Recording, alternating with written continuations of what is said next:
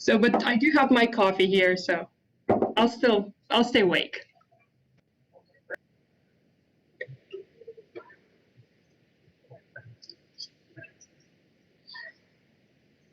Okay, well, I'm Galina, and I am a postdoctoral researcher in Finland, specializing in sustainability and bioeconomy and all of that good stuff. A bit more of like my earlier background. So I am actually French, and I originally studied to be an engineer. Then I got a master's degree and a PhD, and then I moved to Spain for a bit, and now I'm back in Finland. So that's about it.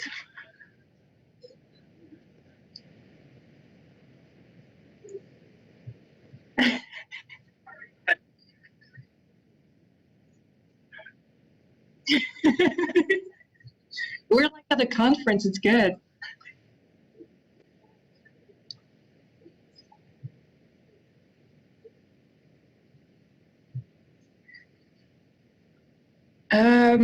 Well, first of all, I grew up partially on a farm, so I've always been really close to nature and all of that. And then during my last job, I worked a lot with the paper industry, which works with obviously forestry and biomass. And also I worked with detergents that contain like bacteria, basically, but good bacteria. And so for me, it was like I discovered that everything that's related to nature is actually really useful. And then honestly, I just saw a really good job offer, and I was like, okay, I'll take it. So the spark was, well, I was interested in it, and I found a job.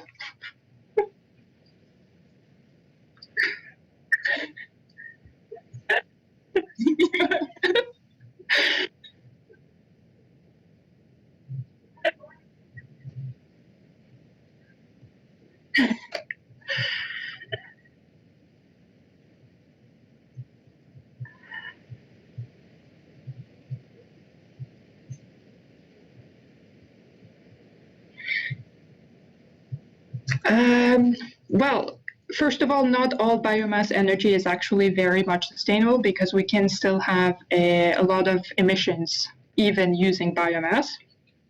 But a lot of the switch to quote unquote cleaner energy, it takes a lot of investment in infrastructure, which many countries refuse to do, which is a bit of a shame. And also we have to take into considerations that a lot of the prior investments were made when petrol was really inexpensive before the two price hikes in the 70s and then the 80s. So it made sense at the time to build power plants that basically used non-renewable sources, and right now we're paying the price for it.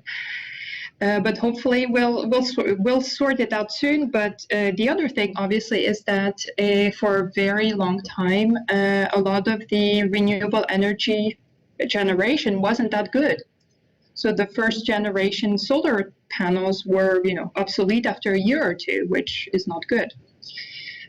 Thankfully, we have almost solved that problem, so it should no longer be a problem. But I do encourage you, I don't know if you are old enough to vote yet, but obviously when you're old enough to vote, please vote for more renewable energy.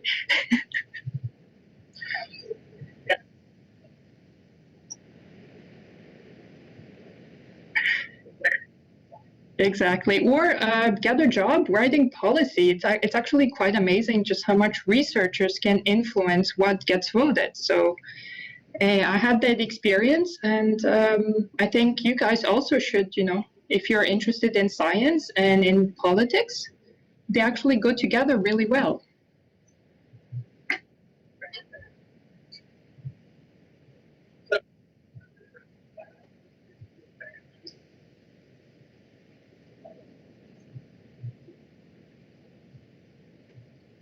Well, that's cool.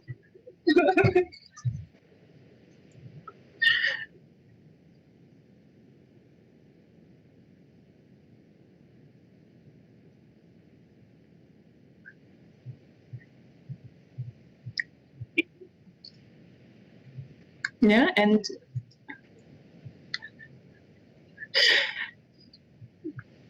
and actually, being a researcher in policy, it teaches you a lot about basically politics and how to navigate life. Because usually, what happens is you will be writing a legal text or a policy, but you will have to deal. So in the case of the U.S., you don't really have this multi-nation, but at the UN or the European Union level, what happened is that I worked for the European Commission, which represents the EU's like the interests of the EU, but you would have different single nations that would try to push more towards one thing or another.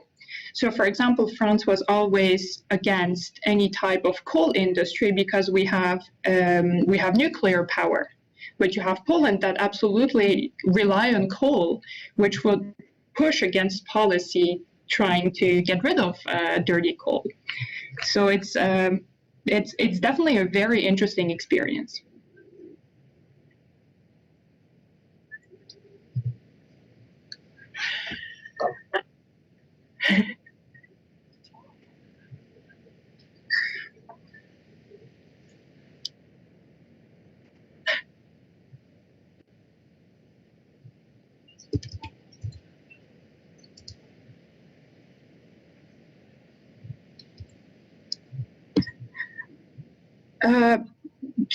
Well, do you mean usually for like burning biomass? Yes, there are clean power plants with biomass that exist, especially in terms of because if you install filters, it's fine. But you also have instead of just burning biomass, what you can have biogas. You can make biogas from biomass. And there we're actually pretty good at burning it. And the good thing is you don't have to keep it just for a power plant. So, for example, in Finland, we have a city up north, which is called Vasa, which has biogas buses. So all public transportation now uses biogas made from biomass. Because I actually don't know in your city how it works, but here we have, so I live in the city center, and we have, I have like a recycling bin just for, paper, all of that, but I also have, like my building has a bin just for bio waste. And it's collected almost every single day, and then we have a citywide, like macerator.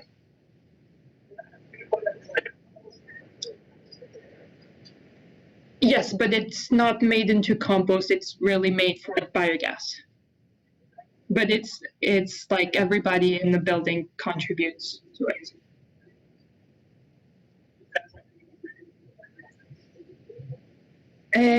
Well, it's definitely done here for everything. So, like in our cafe, I eat at the building cafeteria. So where I work, it's the premises are actually a university premises that we rent.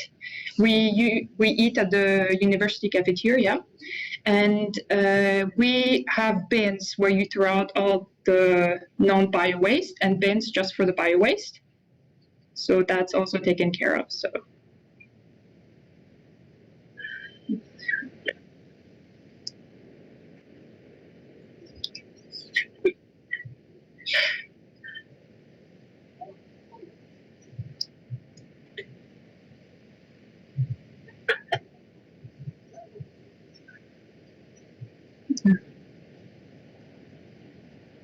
Mm.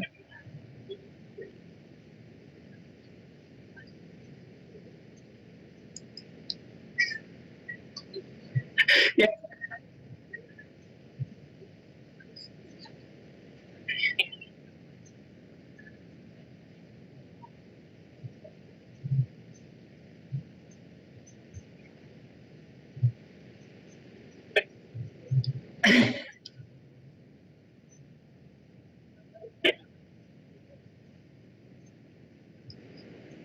Yeah.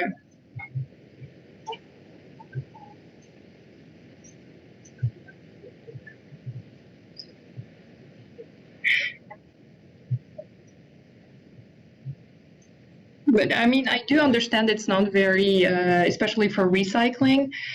Uh, Sometimes it's not very intuitive because, for example, not all plastic can be recycled.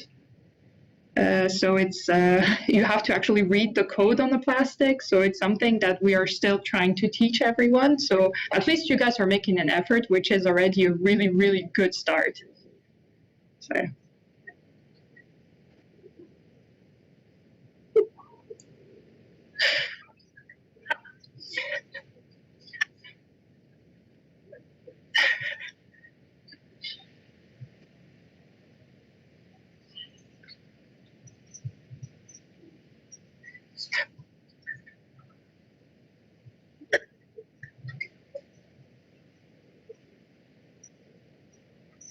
The word, the world, I did hear the word after world.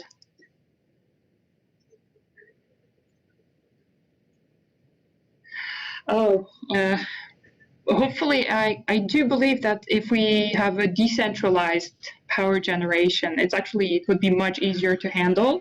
So everybody takes responsibility for their own power generation. But obviously, I would prefer everything that has to do with solar and wind.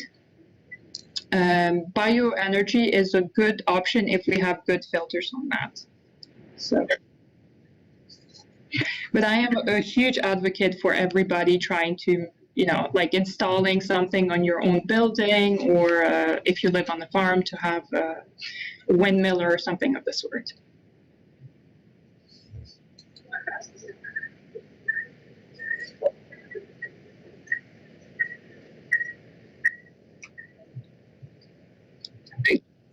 Could you repeat the question?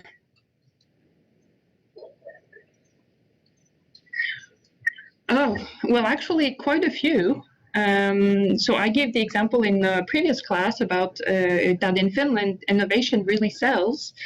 And so I gave the example of the bread containing insects. It's one of the big hits of this year in Finland, literally bread containing insects.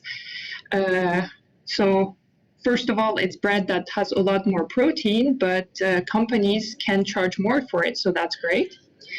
The other big thing is that companies actually they have huge amounts of waste, and usually they have to pay to get rid of that waste. So if they listen to me and they say, well, if I reduce this or that, or if I reuse this portion of my waste, I turn it into a useful byproduct, they save money, and it can be quite a lot of money.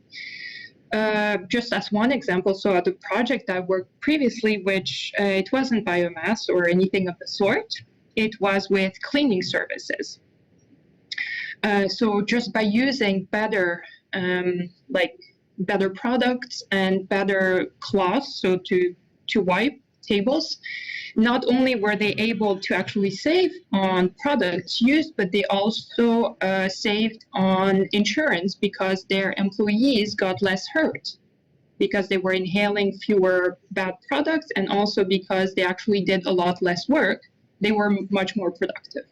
So actually, sustainability is good for companies in a way.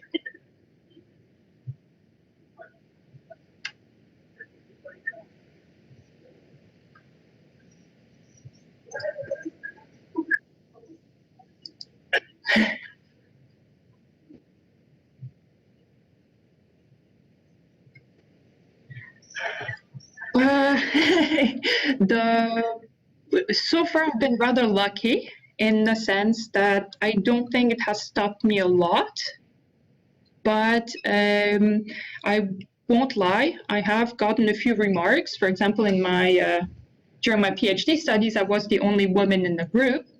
So oftentimes it was just small little jokes, such as, for example, well, let's have, a team party on Thursday night. Galina can babysit. I mean, it's small things, but after a while, it actually gets really, really tiring. In terms of real obstacles, I must say I'm really lucky in that I come from a family with many girls. So my parents said, do whatever you want to do. We never both all of my siblings ended up being engineers also. so it's not that bad. These days, I don't have children, so I haven't faced that in my career yet. But I mean, knock on wood, I won't face anything else.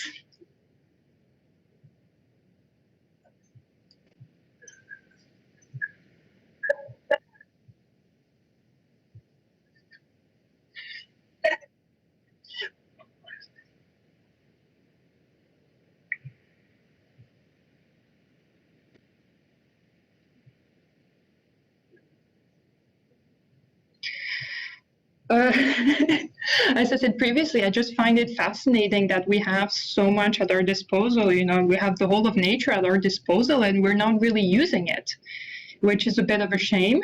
But I don't really have a goal. I want to make something that makes life better in Finland and all over the world.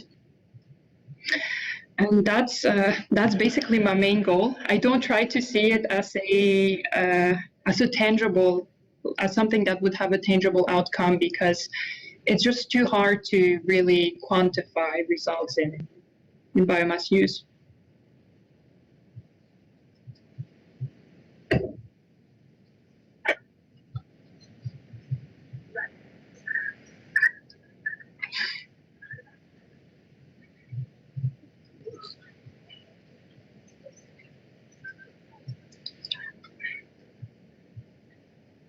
Yeah. But if you guys have like questions about life in Finland or in Spain or in France or anything of the sort, or which extracurriculars to take, I mean, I can try to answer that.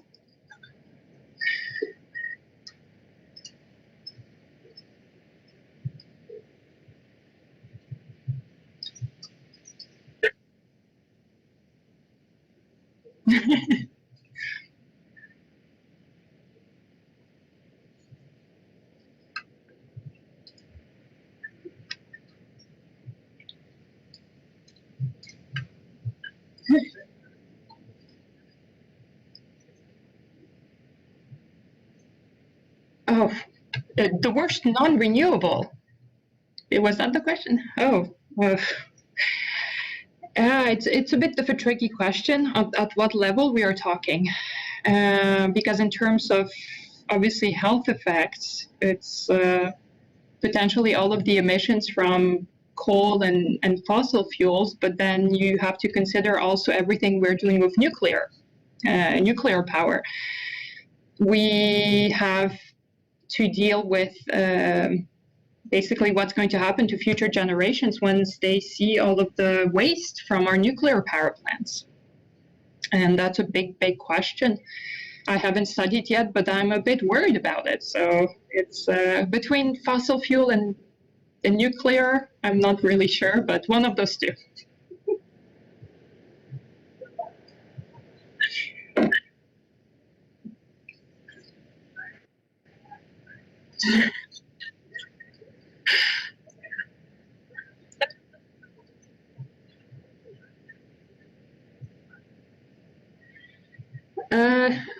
Well, so far I haven't found the solution to sustainability. So that's, maybe in the next few years I can claim that. Maybe finishing my PhD, that was already quite a big thing, because it's 4 years of work, all condensed into a single book. And I'm also rather proud of my work on legislation related to making detergents safer for the European Union.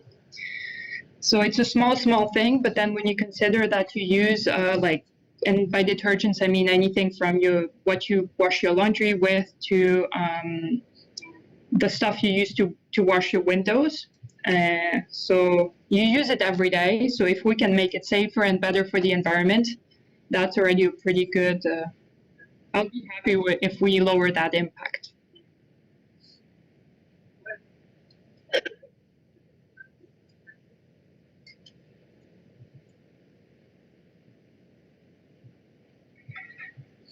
For power, it's hydroelectric. So because we have lots of lakes and we have lots of what they're called, rivers, Biomass burning is pretty common for smaller installations and all of that, but now we do have a couple of nuclear reactors also, so that's another option that's coming up. But you have to remember that the way that energy is used in Finland is quite different than in many other parts of the world, in the sense that usually power plants are coupled with district heating. So, for example, I don't use electricity to heat my house. It's all provided by the power plant as hot water. So that mitigates a lot of the energy otherwise we would need. But usually it's hydroelectric and biomass burning.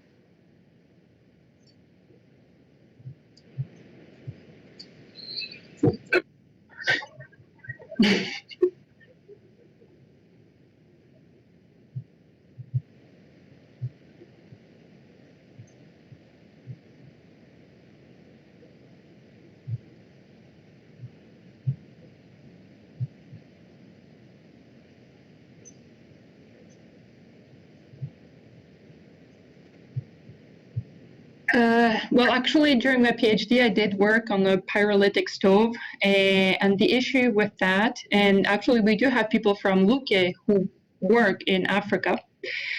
It's great to be the Westerner that lands in Africa and helps, but what's greater is to provide means to teach local people in Africa to actually, they have amazing scholars, and we just need to provide them with the means of doing it. So it's great to be the pasty white girl who lands and save the world, but I much prefer to have locals actually empowering them. And hopefully in the next couple of years, I think, honestly, we have already seen great developments in countries like Tanzania. I visited recently, and Kenya. They have amazing scholars. So hopefully that's a non-issue soon.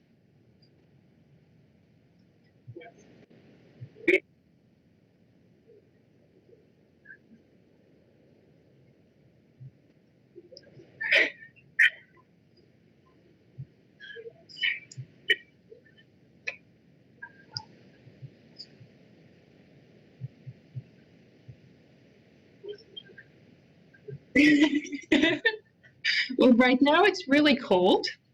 So it's minus 17 degrees in Helsinki. The sea has frozen. So I go running every day. So yesterday I went running on the sea, so that's pretty cool. But then it's kind of dark, but it gets to about 25, 27 degrees in the summer, and it's really light. So whatever we have darkness in the winter, we have sunlight in the summer. So that's pretty cool.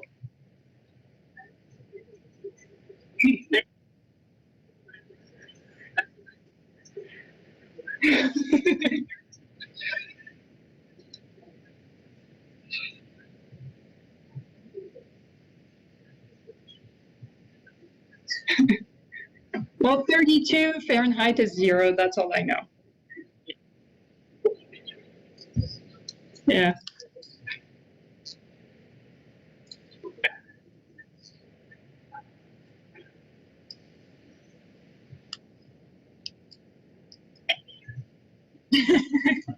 You're welcome.